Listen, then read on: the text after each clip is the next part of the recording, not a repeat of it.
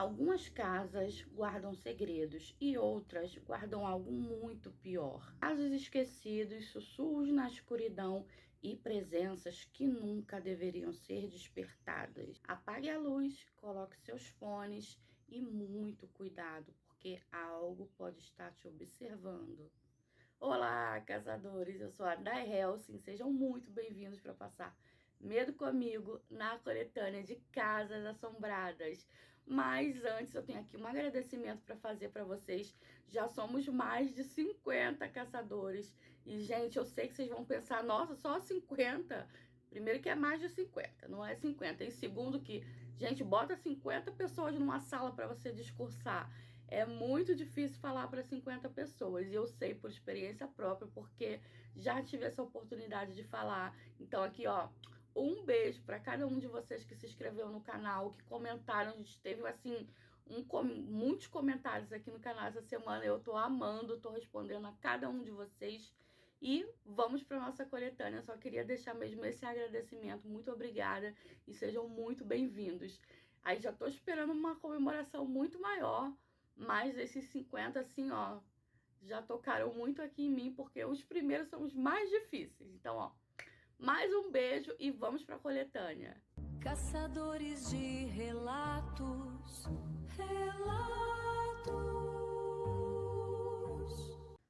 E o nosso primeiro relato se chama A Casa do Médico. Eu trabalhava como policial e na minha cidade havia um bairro de alto padrão, cheio de casas lindas. Quando entrei para a corporação, os veteranos adoravam contar histórias estranhas sobre um dos antigos moradores dali, um médico. Diziam que ele tentou realizar cirurgias em si mesmo, aplicou anestesias na própria barriga para fazer um corte. Mas, como ele não sentia nada e tinha pouca visão do que estava fazendo, acabou fazendo uma besteira. Quando os policiais e socorristas chegaram, encontraram um homem ainda vivo, segurando as próprias vísceras. Ele morreu em poucos dias. Anos mais tarde, fui chamado para atender um caso de óbito, justamente naquele bairro. Quem me recebeu na porta foi a irmã mais velha da vítima. Assim que desci da viatura, senti algo errado. A casa por fora era impecável, linda mesmo. Mas, assim que entrei, já senti uma energia pesada no ar. Na varanda, dezenas de latas vazias de energético estavam espalhadas sobre uma mesinha e também havia um tabuleiro Ouija. Aquilo me deu um arrepio. Dentro de casa, a família estava em choque. A vítima, vamos chamá-la de Emília? Emília estava no porão. O outro policial que chegou comigo ficou no andar de cima e eu desci sozinho para o porão. E ele era muito escuro, iluminado apenas por duas lâmpadas penduradas por cordinhas. O cenário era perturbador, mais latas de energético espalhadas pelo chão e outro tabuleiro Ouija em cima de uma mesinha baixa. Emília tinha 19 anos e estava pendurada pelo pescoço numa viga do teto, usando uma corda de fazer exercícios. O corpo balançava levemente. Seu rosto estava inchado e azulado. Tinha uma expressão que parecia congelada num grito silencioso. Ajudamos a retirá-la de lá. Os pais contaram que ela passava noites acordadas bebendo energético e brincando com o Ouija. A irmã foi além. Disse que Emília acreditava estar conversando com um namorado, que já estava morto, e que ele pedia para ela se juntar a ele. O clima naquele porão era sufocante, e não era só pelo corpo.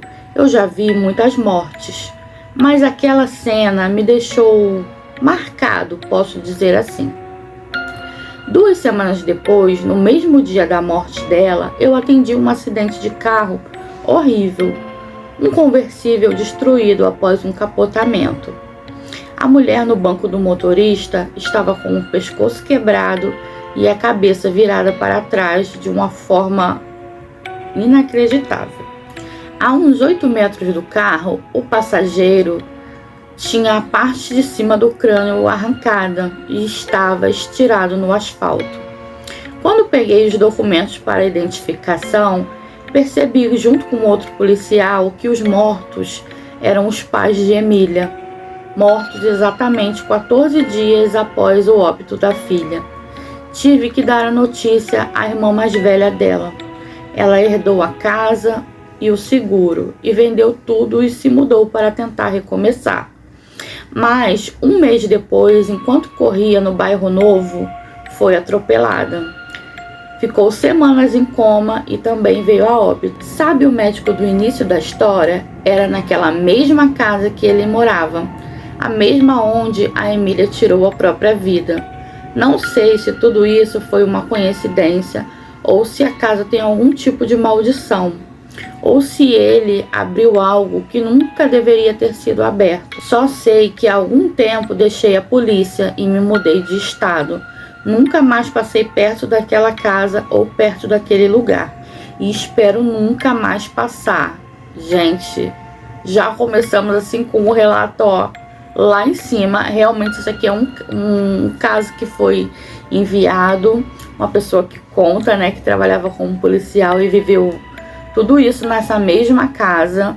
Provavelmente o médico que morou lá no início fez alguma coisa ali na casa que deu errado, né? Inclusive ele acabou morrendo por isso. E deixou lá na casa, que foi assombrar ali os próximos moradores. Infelizmente deu muita coisa errada para eles, né? A família inteira acabou falecendo um a um. O que será que ele pode ter feito para ter despertado essas coisas? Se vocês tiverem alguma teoria, pode comentar comigo aqui abaixo nos comentários, porque eu respondo a cada um de vocês. E é muito interessante a gente ter esse diálogo do que pode ter acontecido. Então já vamos para o próximo relato. E o próximo relato se chama O Senhorio Falecido. Há 4 anos atrás eu morava em uma casa alugada no mesmo bairro que moro hoje. Um dia, enquanto eu lavava roupas, minha filha pequena, que tinha 6 anos na época, brincava no quintal da casa. Fui olhar o que ela estava fazendo e vi ela brincando sozinha, como se estivesse conversando com alguém no portão. Não dei muita importância, porque não tinha ninguém lá e ela sempre brincou de falar sozinha.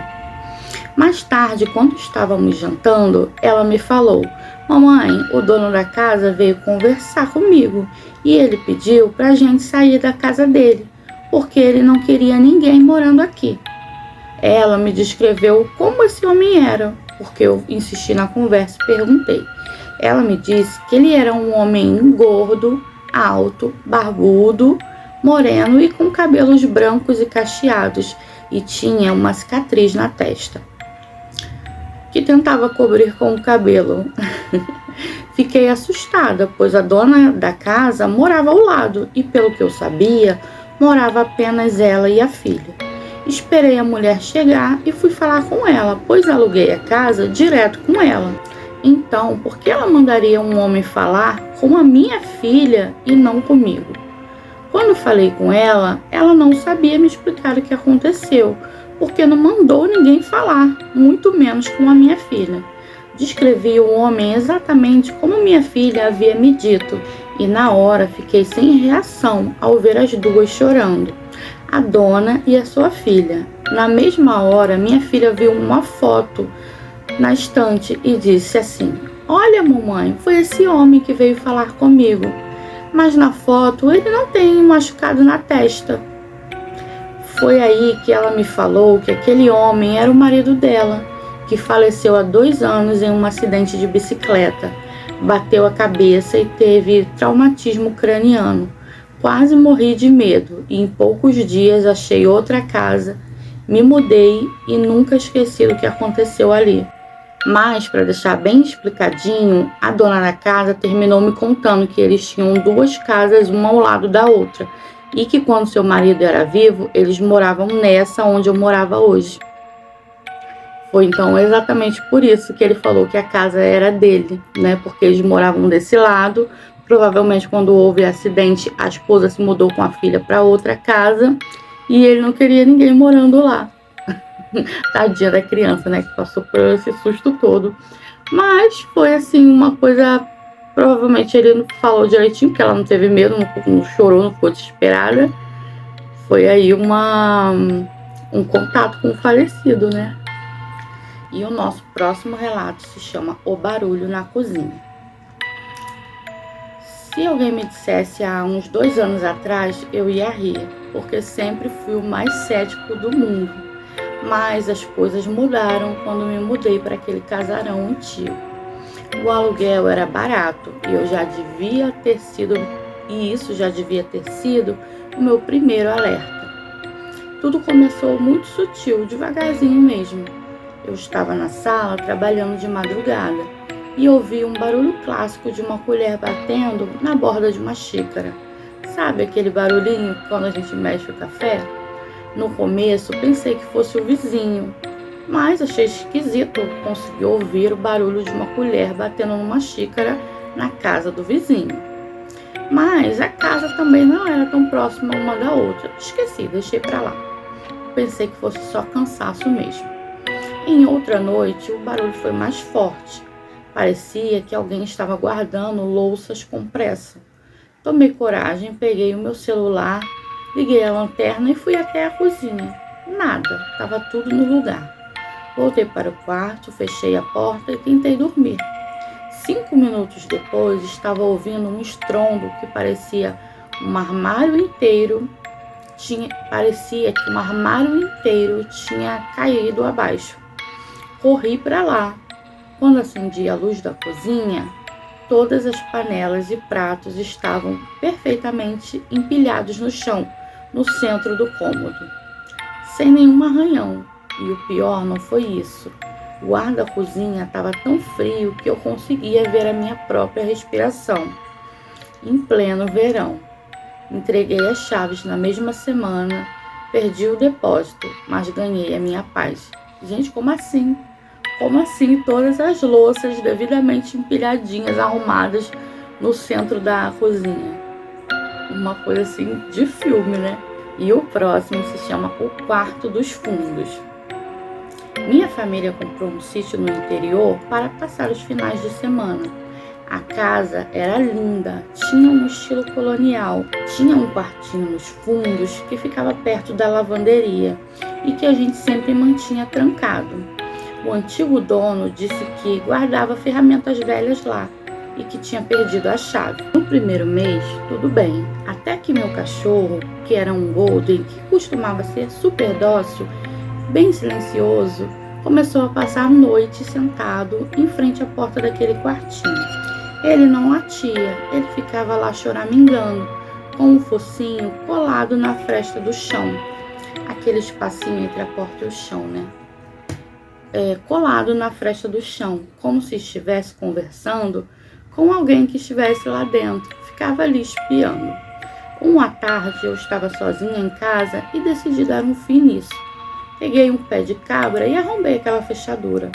Quando a porta se abriu, veio um cheiro forte de mofo e perfume de rosas antigas.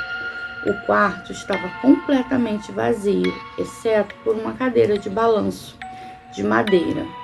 Dei de ombros e fechei a porta de novo. Apenas encostei porque havia arrombado, né? Fui fazer o almoço. Enquanto picava meus legumes, ouvi um som que me fez congelar. O ranger de uma porta de madeira. E quando olhei pelo corredor, a porta do quartinho estava escancarada e a cadeira estava se balançando com tanta força que parecia que ia quebrar. E detalhe, não havia nenhuma janela aberta, nenhum sopro de vento e, claro, não tinha ninguém lá. Eu saí da casa correndo com as chaves do carro e o cachorro. E até hoje não voltei mais lá. O sítio está há 6 meses vazio. Misericórdia. Então, assim, quem vendeu essa casa já sabia do que estava acontecendo e jogou aí o migué que perdeu a chave e deixou lá aquele quartinho trancado. Casas assombradas são assim, né? As pessoas vão vendendo e passando o problema para o outro. Mas, como eu sempre falo aqui, tem como resolver. Vão atrás, vão aí na religião de vocês, ver o que vocês podem fazer, gente. Não dá para perder uma casa. O relato é a mancha na parede. Isso aconteceu no apartamento onde eu morei durante a faculdade. um prédio antigo dos anos 70, no centro de São Paulo. Logo que me mudei, notei uma mancha escura na parede do meu quarto, próximo ao teto. Parecia uma infiltração comum, uma silhueta meio oval. Chamei o pintor e ele passou um produto, pintou por cima e ficou tudo bem. 3 dias depois, a mancha voltou, só que ela parecia ter mudado de lugar. Estava com cerca de 35 centímetros mais para baixo e parecia ter mudado o formato. Agora meio que parecia um contorno de um rosto meio oval. E eu brinquei com a minha colega de quarto que o prédio estava vivo e quem dera fosse piada. A mancha logo começou a descer pela parede ao longo das semanas. E junto com a descida, o clima do quarto passou a mudar também.